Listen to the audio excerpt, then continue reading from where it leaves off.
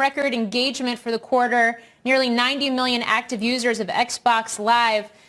Talk me through what you've seen in terms of the demand and how much of that was existing users versus new people coming to the platforms. Yeah, absolutely. I mean, we've obviously believed for a long time that gaming is just one of the most social and interactive forms of entertainment on the planet. Microsoft's been invested in gaming for quite a while. And at a time where people are physically distanced from their friends and their family, the fact that so many people are now looking at gaming as a great social outlet, I think is just testament to what gaming means. Like you said, we've hit nearly 90 million people on Xbox Live. We've seen our subscription services like Game Pass reach over 10 million subscribers. It's really just becoming a strong social fabric in the home at a time of need, which I'm glad we can be there to offer that service. How durable is that fabric? I mean, when things like sports start to come back online, people start to be able to go outside as some of these shelter-in-place restrictions are lifted. Is this a tipping point? And I guess in terms of more broad-based mainstream adoption of gaming, or will some of that start to slip away again? Yeah, I mean, obviously, as the world starts to shift back to more of a normal state, we'll see some moderation in certain things. But gaming already, prior to all of this, a third of the world's population plays video games. Half the connected world, the gaming business is nearly $200 billion top-line business globally.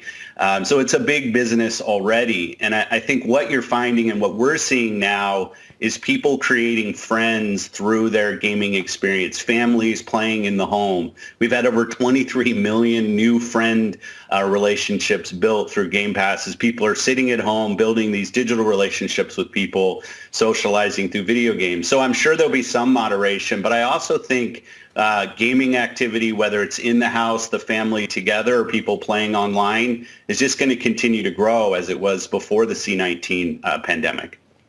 Hey, Phil, it's John Fort. Great to see you. Tell me, hey, John. How is this crisis affecting your plans for the launch of the Xbox Series X? Still the same date? Still the same volumes? Great question. Yeah, I mean, we're learning every day. I say over and over, the safety and security of our teams is the most important thing.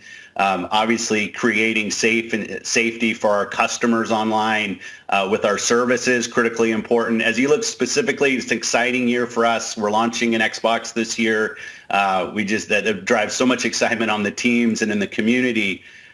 Teams are doing a really good job on keeping our hardware on track. I'd say that the bigger unknown is probably the game production, just being honest. Game production is a large-scale entertainment activity now. You have hundreds of people coming together, building assets, working through creative.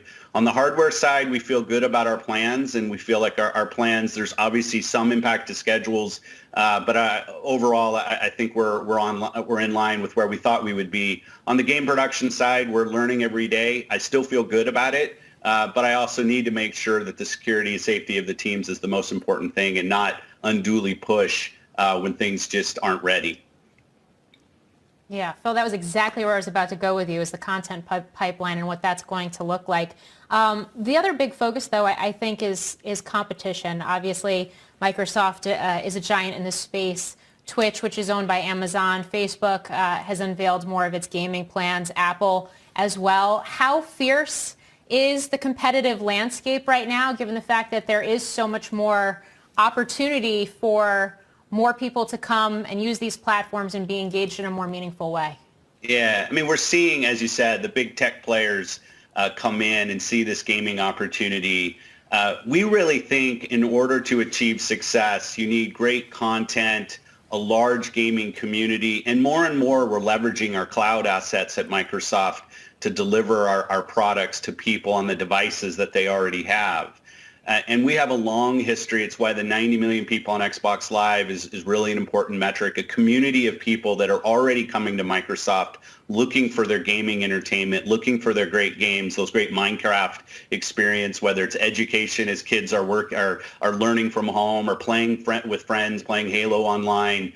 We have great content from our first party and our third parties on our platforms. We have a large community. And this cloud asset, which is something that we're really leveraging right now, the partnership between Xbox and Azure is very strong. We have hundreds of thousands of people, even in our preview. We haven't even launched our cloud streaming in a general availability yet, but hundreds of thousands of people that are playing Xbox games with their community via Project xCloud. And as we look forward, I think the competition is going to be there, just like you say. But I think our long history in gaming as Microsoft, building up this community and the large content base, along with our strength in Azure, makes us uniquely positioned.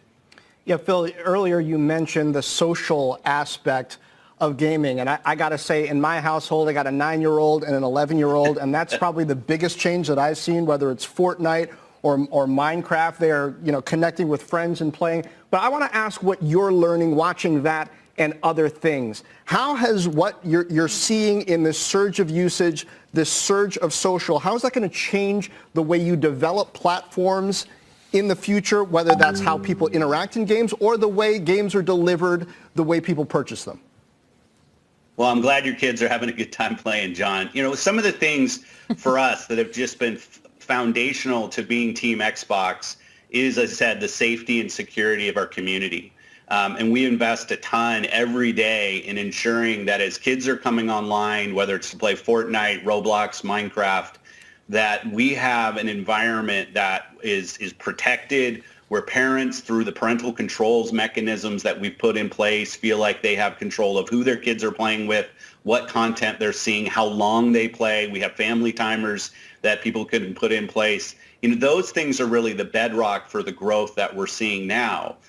Because I think those things have to be in place, and we have a long history with those in place. As we grow right now with so many people coming online, I just think that's such a great baseline for us. But your question about new things that we're seeing, I do think this thing of people finding their digital friends, finding people who have shared interests online. People like to play Fortnite, like to play, build things in Minecraft. We're seeing incredible things like, I don't know if you saw the students at MIT rebuilt the full MIT campus in Minecraft. People who had never played together, being helped by people who have played, people coming together to achieve things online. And as you say, as people are going outside, I'm sure some of that will moderate. But I also think we're seeing these digital friends, these gaming friends, that social and community really grow. And it's not just 3 or 4 markets. When you think about something like Xbox Game Pass, it's actually in 41 countries today. And then you think about streaming and taking this experience that we're building to continents like Africa, to countries like India, where people they don't have gaming PCs, they're not buying gaming consoles, and yet they want to experience the same social community that your kids are playing as they're playing. And we can really connect the world through our networks and through the power of play.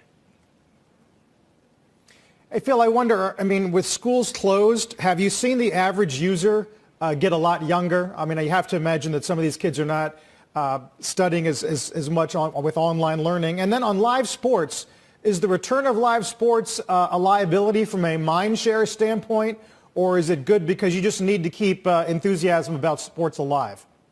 Yeah, on the education point, one of the things we identified early on in the kids schooling from home was parents who needed and were asking for some help.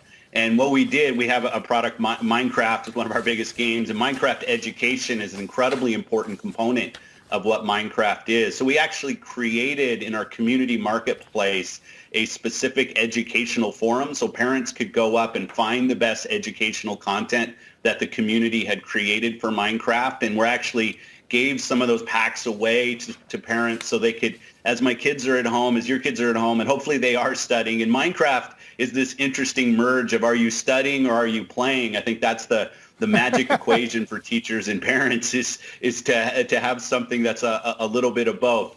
On the sports side, the relationship between sports and gaming has always been strong. The athletes play. We have a ton of Xbox fans in the athletes, and we want people out playing. It's not everything should be in moderation. We love that gaming is out there as an alternative for people, especially at a time like this, but people playing in the home, people playing with friends they find online. We do see an uptick in people's interest in esport right now because there's not physical sports that are out there. And some of these behaviors and some of these interests that people are learning during this time, I do think